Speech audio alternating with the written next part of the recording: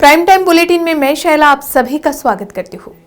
प्रधानमंत्री नरेंद्र मोदी ने शुक्रवार को महाराष्ट्र को एक बड़ी सौगात दी है। उन्होंने वीडियो कॉन्फ्रेंसिंग के माध्यम से ठाणे और दीवा को जोड़ने वाली 2 अतिरिक्त रेलवे लाइनों का उद्घाटन किया है। मुंबई में 21वीं सदी के इंफ्रास्ट्रक्चर निर्माण पर हमारा विशेष फोकस है। रेलवे कनेक्टिविटी की ही बात करें तो यहां हजारों करोड़ रुपए का निवेश किया जा रहा है।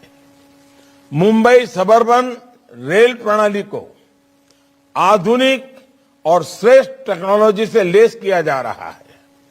हमारा प्रयास है कि अभी जो मुंबई सबर्बन की क्षमता है उसमें करीब करीब 400 किलोमीटर की अतिरिक्त वृद्धि हो जाए। सीबीटीसी जैसी आधुनिक सिग्नल व्यवस्था के साथ साथ 19 स्टेशनों के आधुनिकीकरण की भी योजना है। संघ प्रमुख मोहन भागवत ने खुफिया ब्यूरो की रिपोर्ट का हवाला देते हुए कहा है कि यूपी चुनाव के पहले 2 चरणों में बीजेपी की हालत खराब हुई है। उन्होंने बाकी चरणों के लिए संघ कार्यकर्ताओं को सक्रिय होने का निर्देश दिया है। उत्तर प्रदेश विधानसभा चुनाव के पहले 2 चरणों में बीजेपी का प्रदर्शन काफी निराशाजनक रहा है और इस बात को किसी और ने नहीं बल्कि खुद संघ प्रमुख मोहन भागवत ने स्वीकारा है। आरएसएस के एक वरिष्ठ कार्यकर्ता ने मोहन भागवत के हवाले से ये जानकारी देते हुए कहा कि संघ प्रमुख ने साफ कहा है कि पहले दोनों चरणों में बीजेपी की स्थिति सही नहीं रही है। इस कार्यकर्ता ने कहा कि पहले चरण में बीजेपी को मात्र 17 सीटें मिलने की संभावना है, जबकि दूसरे चरण में भी हालत खराब रही है। पहले चरण में 10 को पश्चिमी उत्तर प्रदेश की 58 सीटों पर मतदान हुआ था। 2017 के चुनाव में बीजेपी ने इनमें से 53 सीटों पर जीत हासिल की थी, लेकिन आईबी रिपोर्ट्स के आधार पर संघ का अंकलन इस बार मात्र 17 सीटों तक ही सीमित है। दूसरे चरण में पश्चिमी उत्तर प्रदेश और रुहेलखंड की 55 सीटों पर 14 फरवरी को मतदान हुआ है। 2017 में बीजेपी ने इनमें से 38 सीटें जीती थी, लेकिन संघ का अंकलन है कि इस बार बीजेपी आधी सीटें भी हासिल नहीं कर पाएगी। यूं तो बीजेपी को अपनी सीटें कम होने का आभास पहले से था, लेकिन संघ प्रमुख के साथ हुई बैठक में जो अनुमान निकल कर आए हैं उससे पार्टी नेता अचंभित है। उन्हें विश्वास नहीं हो रहा है कि पार्टी की हालत इतनी खराब हो गई है।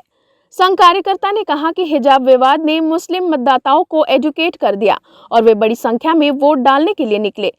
खास तौर से दूसरे चरण में यह असर साफ देखा गया, जबकि हिंदू खामोशी बैठा रहा और यही कारण है कि पहले 2 चरणों में बीजेपी को बड़ा नुकसान होने वाला है।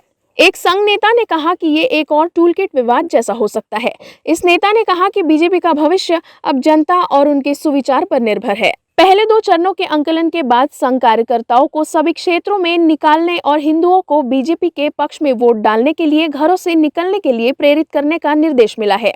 एक संघ प्रचारक ने कहा कि अगर योगी 2022 का चुनाव हारते हैं तो मोदी भी 2024 का चुनाव हार सकते हैं। संघ प्रमुख के निर्देशों के बाद संघ पदाधिकारी और कार्यकर्ता अब घर घर जाकर छोटी छोटी बैठकें कर लोगों को मतदान के लिए प्रेरित करते हुए राष्ट्र के लिए वोट डालने को कह रहे हैं। पंजाब चुनाव को लेकर सियासी गलियारों में आरोप प्रत्यारोप जोर शोर से जारी है। इसी कड़ी में पंजाब के सीएम चरणजीत सिंह चन्नी ने आम आदमी पार्टी के संयोजक और दिल्ली के सीएम अरविंद केजरीवाल पर तीखा हमला बोला। चन्नी ने पीएम मोदी से गुहार लगाई है कि अरविंद केजरीवाल के खिलाफ कवि कुमार विश्वास ने जो आरोप लगाए थे उसकी जांच कराई जाए। ये आ रहा वो आ रहा केजरीवाल नूं बाहर ते खालिस्तान दी चिट्ठियां आउण लग गईयां भी सपोर्ट करो केजरीवाल दी। ये चुनाव है, लेकिन इखलाक तो नहीं गिरना चाहिए। चुनाव जितण वास्ते ऐसे समझौते नहीं करने चाहिए जिहड़े देश नूं बर्बाद कर देण, जिहड़े सूबे नूं बर्बाद कर देण। सानू किसी सिद्धांतां ते हुंदी है राजनीति। साडी पार्टी और ऐसी सैकुलर पार्टी और सिद्धांतां ते लड़दे है। पार्टी ने बहुत कुछ सीहा है, बहुत कुछ दिता है, लेकिन अपने सिद्धांत नहीं छड्डे।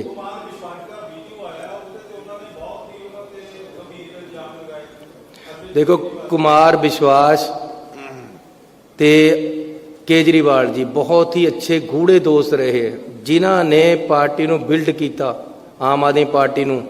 उन्हां च मेन नाम कुमार विश्वास दा है। अज जे कुमार विश्वास कह रहा है कि केजरीवाल ਸੱਤਾ ਦਾ ਲੋਬੀ ਹੈ ਤੇ ਸੱਤਾ ਨੂੰ ਕਾਬਜ਼ ਕਰ ਹੋਣ ਵਾਸਤੇ ਖਾਲਿਸਤਾਨ ਵੀ ਮਨਜ਼ੂਰ ਕਰ ਲੇਗਾ, ਖਾਲਿਸਤਾਨੀਆਂ ਨੂੰ ਵੀ मंजूर कर लेगा ते हर तरह। कर्नाटक में हिजाब विवाद के चलते अब एक इंग्लिश लेक्चरर ने इस्तीफा दे दिया है। इंग्लिश लेक्चरर का कहना है कि बिना हिजाब के पढ़ाना उनको ठीक नहीं लग रहा है। मामला कर्नाटक के जैन पीयू कॉलेज का है। दरअसल ये हिजाब विवाद उडुपी के एक स्कूल से शुरू हुआ था, जिसके बाद देश के अलग अलग हिस्सों में हिजाब के समर्थन और विरोध में प्रदर्शन हो रहे हैं। 5 राज्यों में चल रहे विधानसभा चुनाव की वजह से मुद्दा और गर्मा गया है। फिलहाल उडुपी में हालात सामान्य है, वहां सभी स्कूल और कॉलेज खुल गए हैं। कुछ कॉलेज की तरफ से जानकारी दी गई है कि हम हाईकोर्ट के अंतरिम आदेश का पालन करवाने की कोशिश कर रहे हैं, जिसमें ये कहा गया है कि कोई भी स्टूडेंट धार्मिक प्रतीक चिन्ह पहनकर स्कूल या कॉलेज नहीं आएंगे।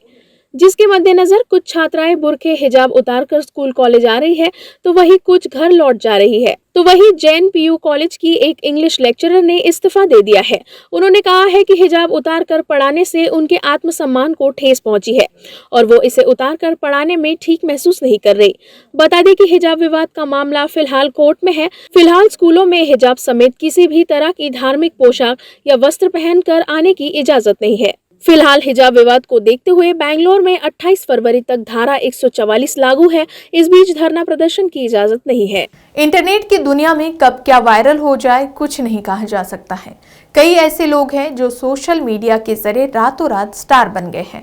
इनमें रानू मंडल से लेकर डब्बू अंकल और बचपन का प्यार से फेमस हुए छोटे बच्चे सहदेव का भी नाम शामिल है। अब इस लिस्ट में एक और नाम जुड़ गया है, भूपन बादायकर का, जिन्होंने कच्चा बादाम गाना गाया है। कच्चा बादाम गाकर रातों रात स्टार बनने वाले भूपन बादायकर के दिन बदल गए हैं। देखिए रिपोर्ट। आए बादाम आगे पहला माता जीडे झूले सिटी गोल चूड़ी माला दिए मोबाइल बॉडी मांगा दिए बादाम मोबाइल बॉडी गुले दासिते कदम पाए तोड़ा हाथ वाला था के जद सिटी गोल चैन दिए जबन तत सोमन सोमन तुमरा बादाम पावन बादाम बादाम दादा का चाह बादाम। इन दिनों कच्चा बादाम गाना सोशल मीडिया पर टॉप ट्रेंडिंग गानों में से एक गाना बना हुआ है। इस गाने पर आम जनता से लेकर बड़े बड़े सेलिब्रिटीज तक वीडियोस बना रहे हैं। इतना ही नहीं, ये गाना देश के साथ साथ विदेशों तक भी फेमस हो गया है। अब इस गाने के ओरिजिनल सिंगर मूंगफली विक्रेता भुवन बादायकर इंटरनेट सेंसेशन बन चुके हैं। कच्चा बादाम के सोशल मीडिया पर फेमस होने के बाद भुवन बादायकर ने एक इंटरव्यू में बताया था कि उन्होंने एक म्यूजिक कंपनी के साथ कच्चा बादाम गाना रिकॉर्ड किया था।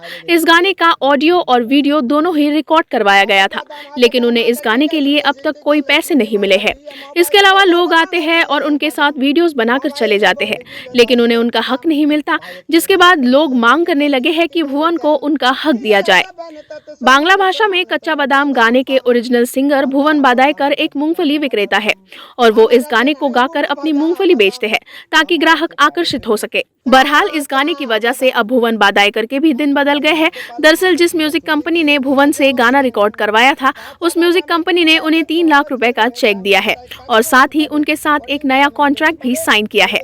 कंपनी ने यह भी कहा है कि इसके लिए वो भुवन को 1.5 लाख रुपए अभी तक दे चुकी है। कच्चा बादाम गाना हिट होने के बाद भुवन बादायकर एक सेलिब्रिटी बन चुके हैं और लोग उनके साथ वीडियोस बनाना चाहते हैं और तस्वीरें लेना चाहते हैं। इतना ही नहीं, बंगाल पुलिस की तरफ से भी उन्हें सम्मानित किया गया है। मोबाइल बॉडी मांगा दिए बादाम मोबाइल बॉडी गुले दासिते कदम पाए तोड़ा हाथ वाला था के जद सिटी गोल चैन दिए जबन तत सोमन सोमन तुमरा बादाम पावन। प्राइम टाइम बुलेटिन में अभी के लिए बस इतना ही। खबरों की अधिक जानकारी के लिए आज ही इक्वालिटी न्यूज़ फेसबुक पेज को फॉलो और लाइक जरूर करें। साथ ही यूट्यूब चैनल को सब्सक्राइब करना ना भूलें।